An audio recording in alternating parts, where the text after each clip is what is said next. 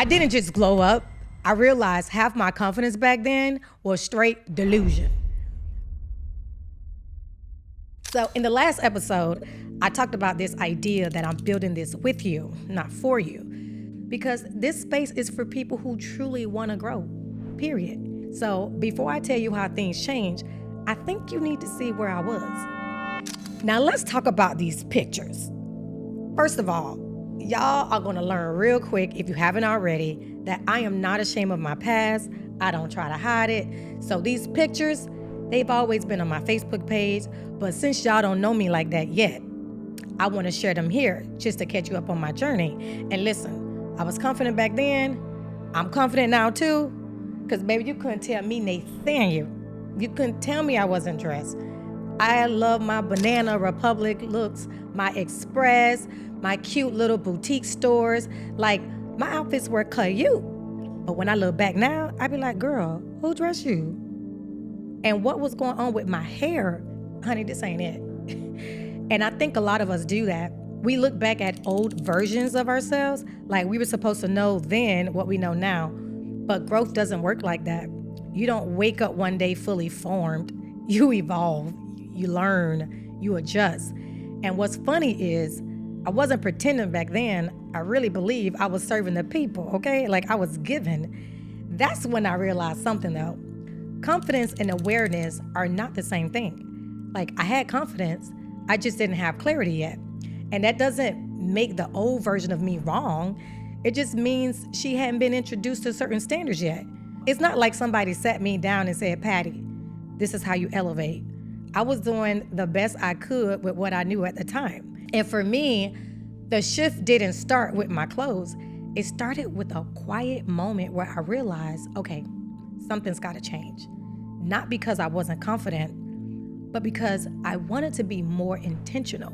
And that is when the outside work started. Because once I became aware, I had a choice to stay comfortable or actually change. And of course, I decided to change. So let me be honest about something. This transformation didn't come from me hating myself, but it did come from pain. I got tired of looking in the mirror and not liking what I saw. Not because I wasn't confident, but because what I saw didn't match who I felt like I was becoming. And that's a different kind of discomfort. It's that feeling like, I know there's more in me, so why am I showing up like this? And that's when I made a decision. I stopped hoping things would change and started being intentional about changing them. So I didn't just say, I want to look better. I asked, what am I trying to attract? Who am I preparing myself to be? And once I got clear on that, I started exposing myself to what I wanted more of. I expanded my horizon. And here's the lesson I learned about the outside work. Intentional exposure changes behavior faster than motivation. So I studied, like I'm big on my personal development. I observed, I watched both men and women that I aspired to be like in action and created my own style and version that just felt right for me.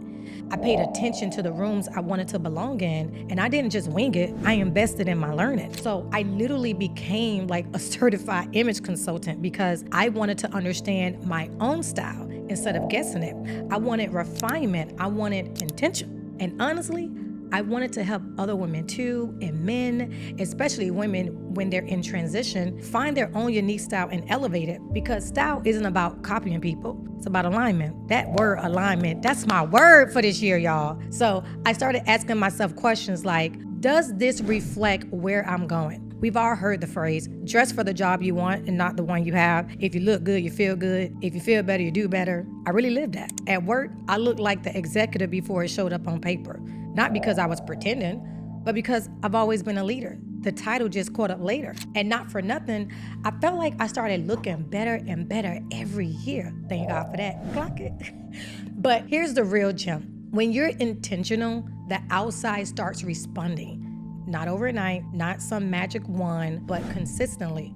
And once I committed to that process, the outside work started working. And that's when I realized this wasn't just about looking good. It was about becoming someone I could maintain. And that realization is what opened the door to the next level. The outside worked. It changed how I showed up. It changed how I was seen, but it also exposed something deeper. So once the outside work was in motion, I realized I couldn't skip the inside anymore. And this is where I want to slow it down for you guys just a little bit. Take in what I'm about to say, because you can do the hard work, but you still have to do the heart work. So I had the discipline, I had drive, I have a lot of confidence, but I realized something. If I didn't clean up certain things on the inside, I was going to keep carrying them into every new level that I was going on. And let me say this very nicely, this wasn't about trauma dumping or digging up my whole past. It was just about me being honest. And it was about noticing my own patterns, about asking myself questions like, why do I react like that? Why does this situation keep showing up? Oh, even a better one. Why do I feel successful in some areas, but unsettled in others? That's a big question for me. Big question for me. The hard work for me looked like pausing instead of pushing. It meant forgiving people I kept replaying in my head. It meant grieving things I never gave myself permission to feel. It meant setting boundaries even when I felt uncomfortable.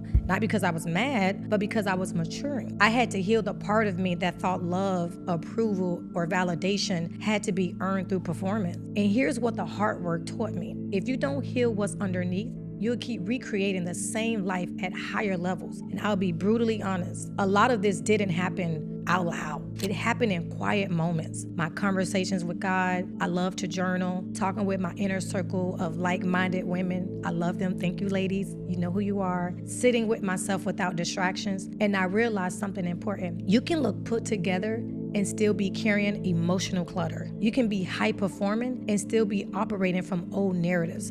And if you don't address that, you will keep recreating the same experiences just in better outfits. And that's when it clicked for me. The outside work changed how I was seen. The hard work changed how I moved. It changed how I chose, how I responded, how I trusted myself. And here's the lesson I really want you to hear. Some of us don't need another strategy. We need emotional alignment. And some of us don't need a rebrand. We need to release, because the goal isn't just to look better, it's to feel solid at every level you step into. And that's why the heart work matters, because when your heart is right, everything else starts making sense. If I can go back and tell myself one thing during this transformation, it wouldn't be about just looking better. It would be this: stop lying to yourself and sit with the parts that you keep avoiding. So I want to tell you 3 things that actually changed everything for me. The first one is what I just said. I stopped lying to myself and I faced those hard parts. I've never been someone who auditioned for approval. That really wasn't my struggle. My struggle was avoiding the uncomfortable truth about myself, especially in my dating life. Like, I kept choosing the same type of man, a different base, but same spirit. Okay, y'all know what I'm talking about for the ladies who've been down that road and had that experience. And at some point I had to stop asking, why do I keep meeting men like this? And start asking, what part of me is attracting them? And once I got honest about that, everything changed. Because when you get a diagnosis, it's actually easier to build a treatment plan, right? And once I understood my own patterns, my own blind spots, my own triggers,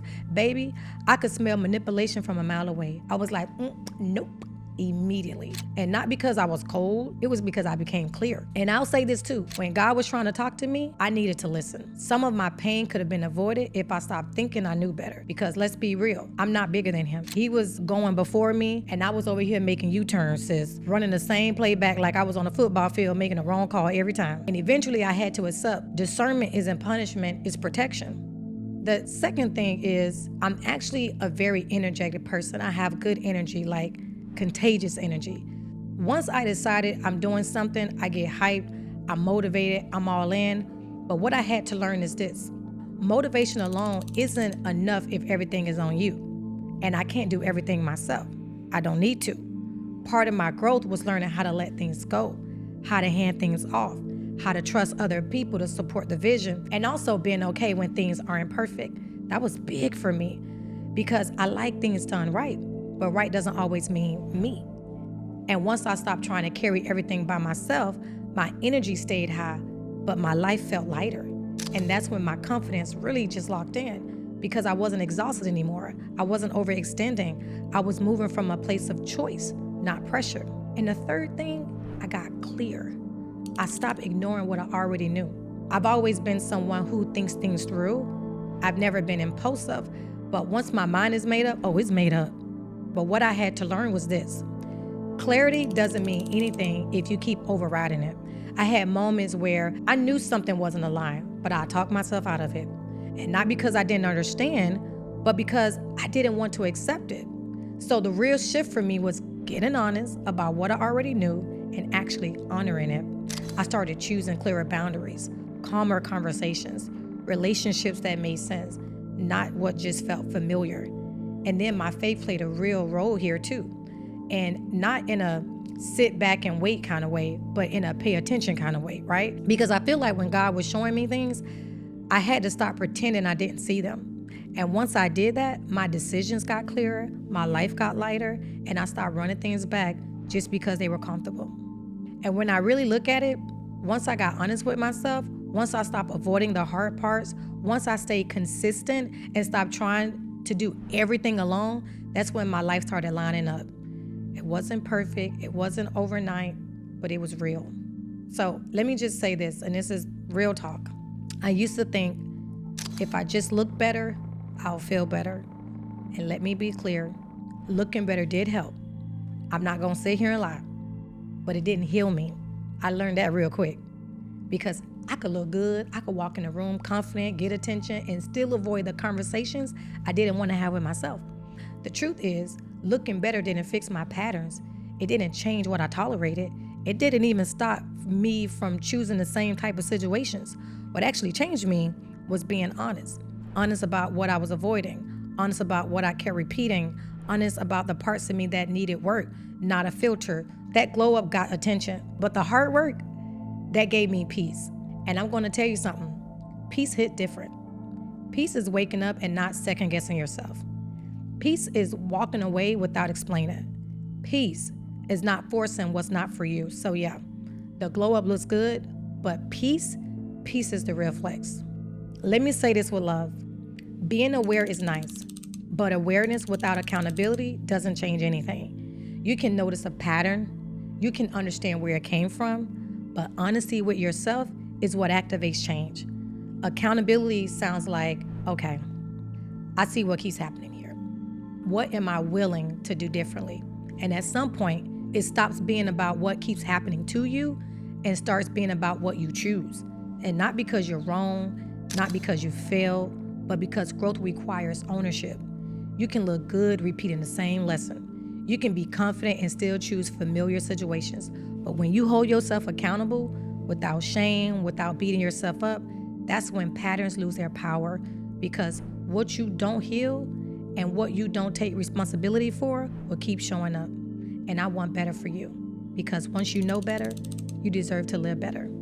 Before I go, I want to give you something. If you're in your own transformation season, screenshot this or write it down, because this is a simple heart word check-in you could come back to. Ask yourself, what version of me am I retiring?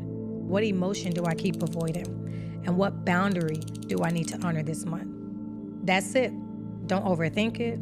Just be honest. Save this for when things feel noisy and you need clarity again. So I'll leave you with this. God can bless the work of your hands, but He also cares about the condition of your heart. So yes, do the outside work, elevate, grow, show up, but don't skip the heart work, because the real glow up is becoming free. I love you. I'm proud of you. And I'll see you on the next episode.